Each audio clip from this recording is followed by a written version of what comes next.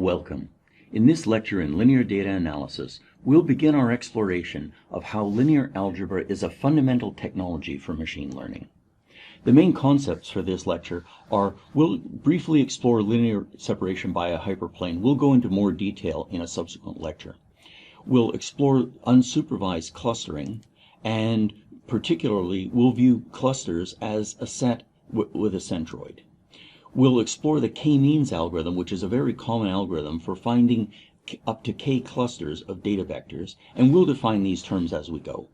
And a sample problem we can think of as we go through this lecture is, how can we automatically cluster data? What we'll do is we'll use a simple hierarchy of machine learning.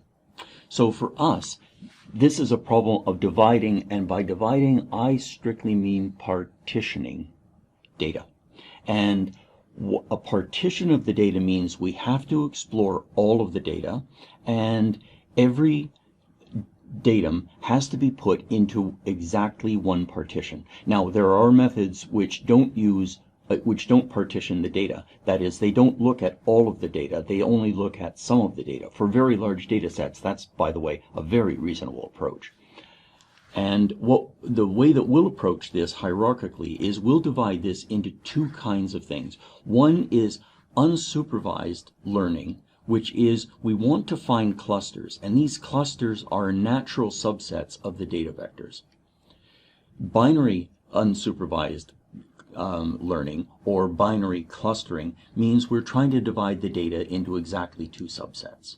In multi-class clustering, we have more than two subsets. Another very important part of machine learning or data analysis is where we're provided with labels, and that is the user or some other system gives us a label for each data vector, and that indicates something very important about that vector. Binary supervised learning is one where we'll divide the data into exactly two subsets, but now we'll use these labels, and these labels, we may not be able to do it strictly based on the labels, but we'll do our best job. And multi-class supervised learning, we have more than two subsets. So now, let's explore this idea of a partition, and let's look at it in terms of linear algebra.